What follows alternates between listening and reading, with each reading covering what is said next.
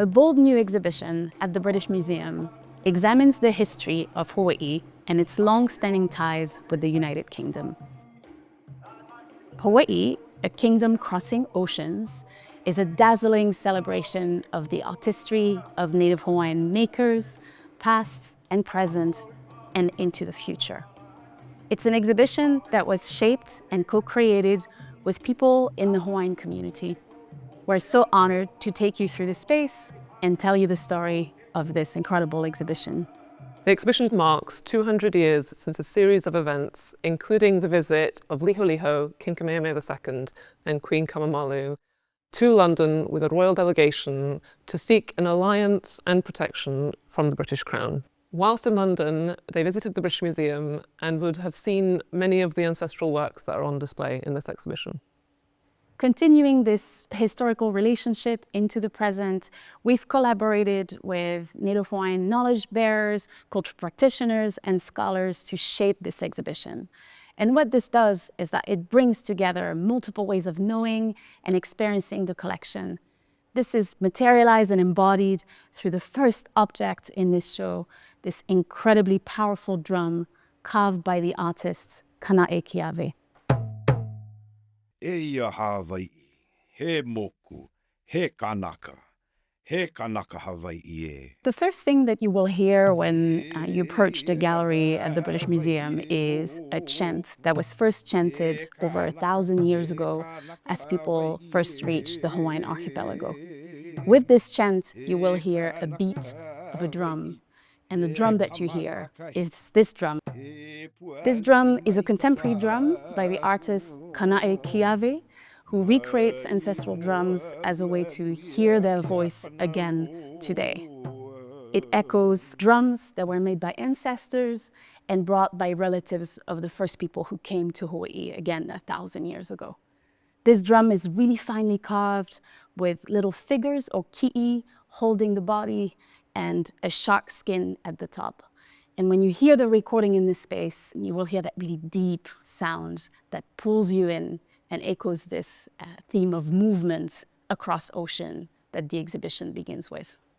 Following the practice of naming ancestral instruments and treasures, the artist Kanaʻe gave this drum a name, Akeanali. Can I name this drum in order to honor the ancestors and those who came before, as well as open a path for those coming afterwards? He gifted this drum to the museum for the opening of the exhibition through a beautiful and powerful ceremony that was held in 2025, featuring the drum being played as well as hula performances. It's here in the introduction of the exhibition to bring the voice of the community into the space. Crossing oceans from islands in the south, the ancestors of today's Native Hawaiians established a society where gods, people, and the land were interconnected. Some of these relationships continue today, and others were disrupted as foreign powers entered the waters and the lands of Hawaii. In this section of the exhibition, we explore the relationship between gods, chiefs, and people. We're surrounded here by really powerful chiefly works that are gathered in this space. This moment echoes a gathering of ali'i, or chiefs, and showcases a large number of ancestral works associated with chiefs. We can see lehulu necklaces made of feathers and other materials, as well as several ahu'ula feathered cloaks and capes, which are made with bird feathers that are gathered and tied together in bundles, which are then attached to a large net backing to create these really bright, vibrant patterns. This case includes several mahiola, or feathered helmets. There are also a number of peahi, or fans, which are beautifully, intricately woven together. Several lehulu, which are feathered ornaments that use bird feathers to create an incredible array of different patterns and textures in the design. There are also leiniho palawa, which are carved ornaments that use whale's teeth, but also wood and shell. The ancestral works gathered here are chiefly works. They're really exquisitely made, and they show an abundance of resources that ali'i, or chief, would have been able to gather through their relationship with people across the land. As these resources are gathered to form these incredible garments, these helmets, these fans, the chiefs also connect to the gods in the heavens.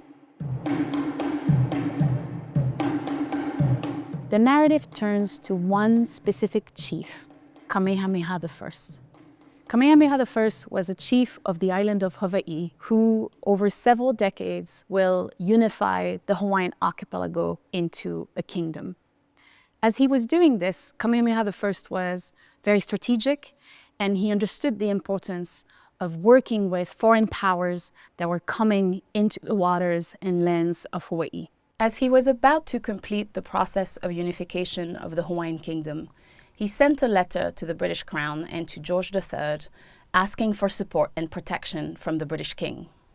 This letter was sent in March 1810, and on this letter you can see the signature of Kamehameha I with his handwriting, or handwriting that's attributed to him. It's absolutely powerful to see it in the space, and for the first time it is brought together with this beautiful cloak or ahu'ula that was sent by Kamehameha I to George III, together with the letter, to solidify this moment of relationship and alliance.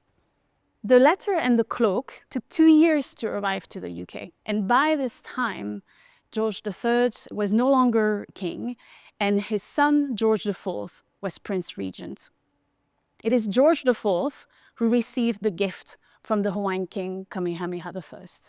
In this exhibition, we've brought a garment from George IV, his coronation surcoat, to mark his presence in the space and make an encounter happen, an encounter that actually in history never took place, but happens in this exhibition as the cloak sent by Kamehameha I faces the coronation surcoat of George IV. And this is announcing the journeys of the next generation to the UK.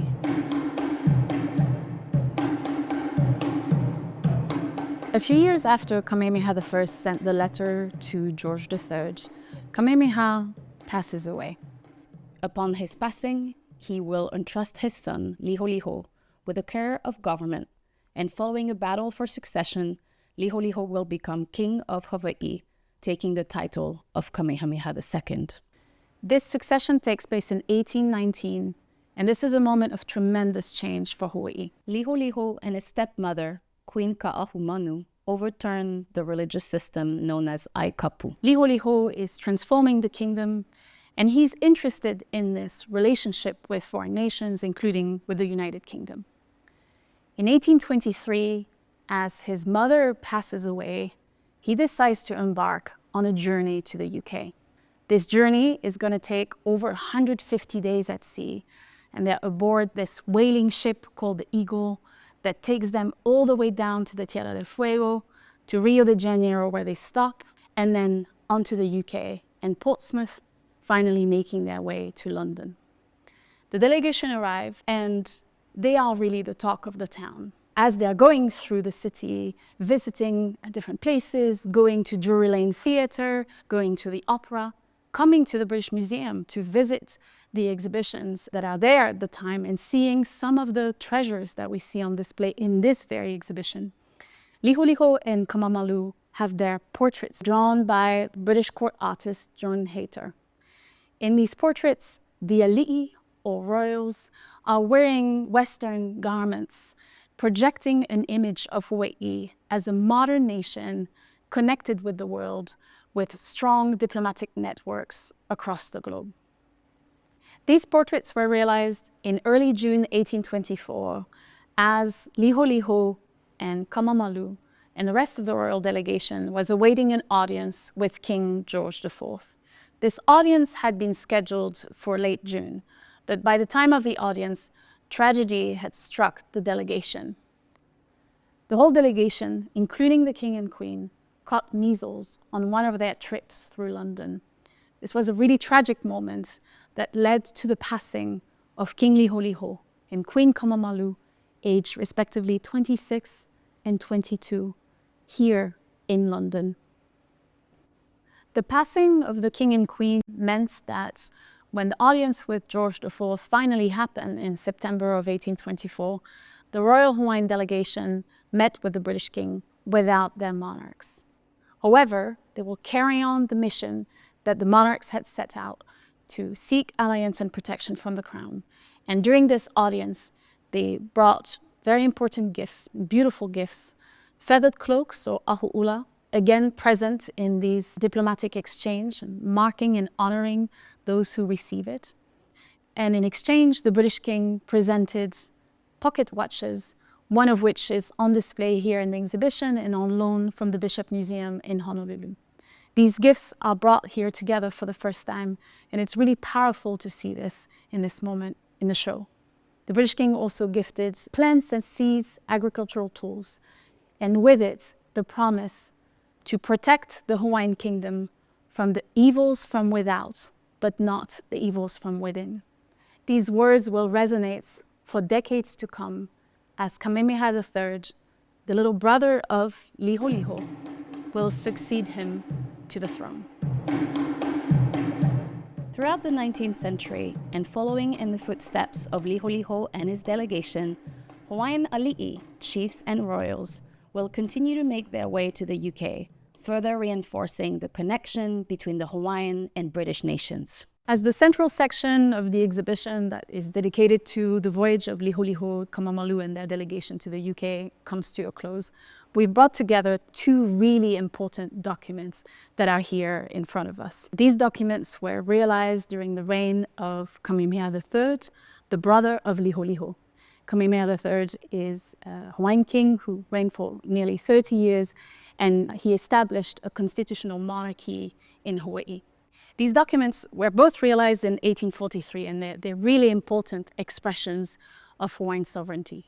One of them is the Hawaiian Royal Coat of Arms.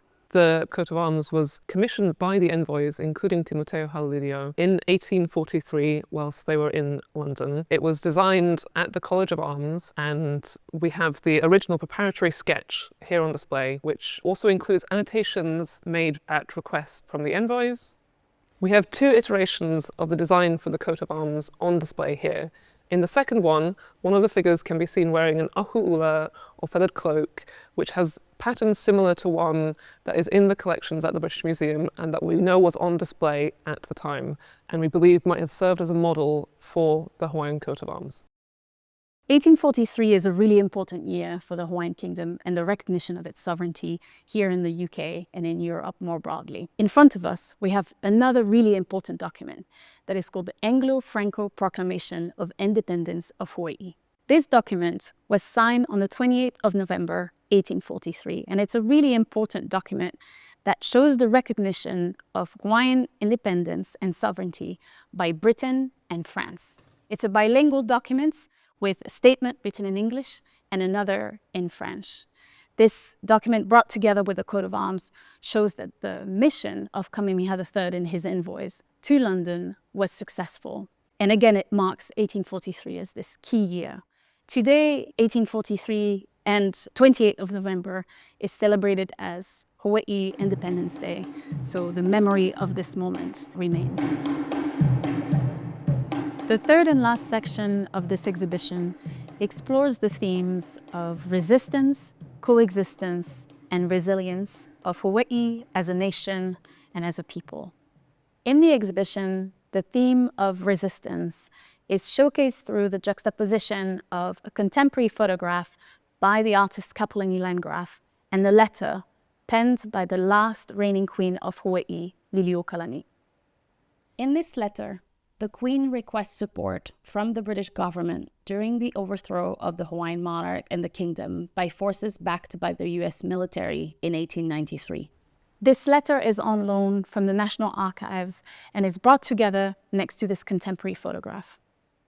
This photograph is a portrait of Native Hawaiian scholar and activist Haunani K. Trask.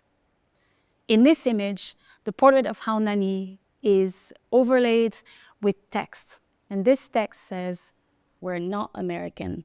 He Hawai'i au mau a mau. I am Hawaiian forever and ever." The photograph itself, juxtaposed with the letter, is a message of resistance and a reflection on Hawaiian sovereignty today. As we reflect on coexistence, you get to see these two pieces of bark cloth. One is a contemporary bark cloth by the artist Bernice Akamine.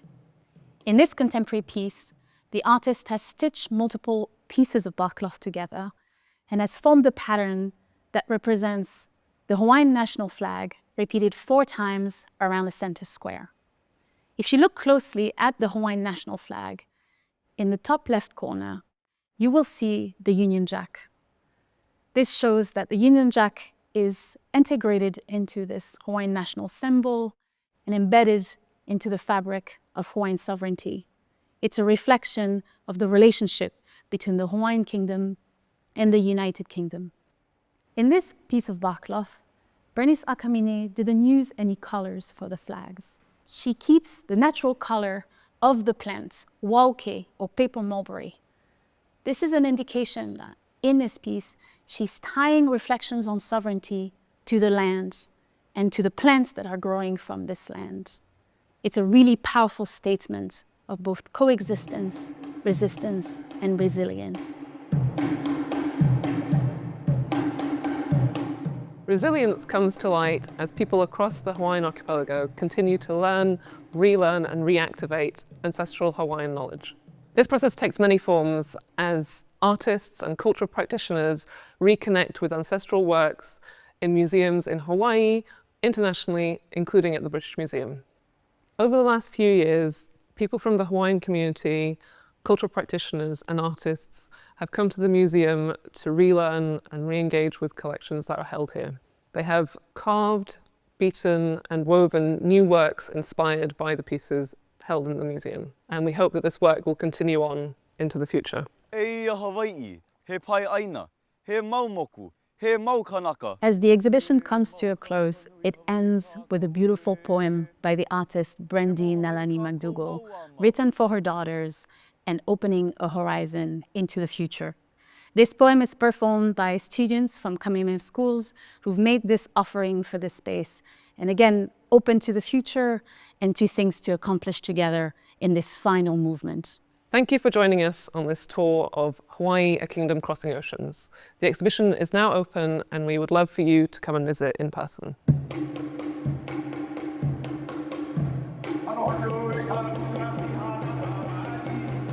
Halo,